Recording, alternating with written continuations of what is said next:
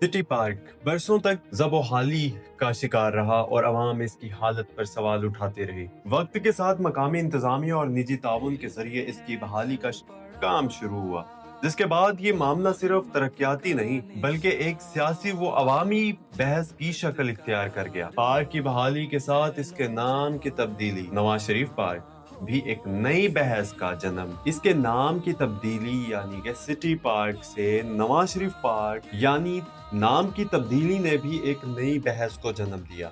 एक तरफ इसे तरक्याती अमल का हिस्सा करार दिया गया, जबकि दूसरी तरफ ये सवाल उठाया गया कि ऐसे फैसले में अवामी राय और तरजीहात को भी शामिल किया जा रहा है या नहीं। इसी दौरान ये मामला मकामी सियासत का हिस्सा भी बना, जहां एमपीए एजाज शफी ने असेंबली में इसी बात पर सवाल उठाया कि पार्क का नाम क्यों तब्दील किया गया है। इनका मौक़िफ़ और रद्द-ए-अमल अवामी और सियासी हलकों में ज़ेर बहस रहा और इसने इस मौजू को मज़ीद नुमाया कर दिया। अवामी सतह पर यह बहस भी साथ साथ चलती रही कि असल तरजीहात क्या होनी चाहिए। क्या सियासी बहसें अलामती मामलात ज्यादा अहम है या फिर बुनियादी मसाइल जैसे लोड शेडिंग, सेवरेज, रोजगार और शहरी सहूलतें। दूसरी तरफ ये भी एक हकीकत है कि मुख्तलिफ सियासी नुमाइंदों ने अपने अपने इलाकों में तरक्याती कामों में किरदार अदा किया। मुस्लिम लीग नून के रहनुमा शेख फयाजुद्दीन जैसे नुमाइंदे मकामी सतह पर तरक्याती मंसूबों,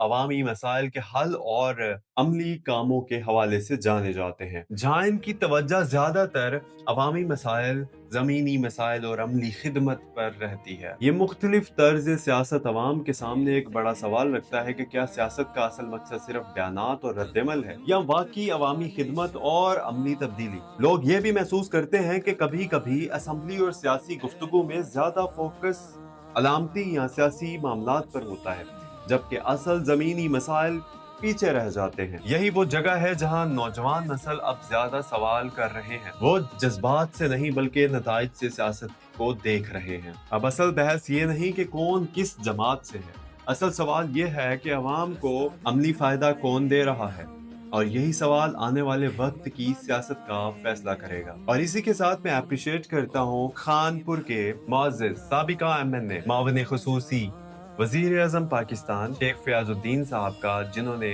अवामी सतह पर अवाम की खिदमत में दिन रात मेहनत की, और उनके बेटे शेख हमाद, जो कि अब माशाल्लाह यूथ के लिए बहुत फेवरेट माने जाते हैं। उनकी शख्सियत, उनका किरदार, उनकी आला ज़र्फ़ी बेमिसाल है। अल्लाह पाक उन लोगों को अपने हिफ्ज़-ओ-मान में रखे जो खिदमत करते हैं, खिदमत पर यकीन रखते हैं, ना कि तनकीद और गालियाँ। मेरी बहुत सारी दुआएं आप सब के लिए।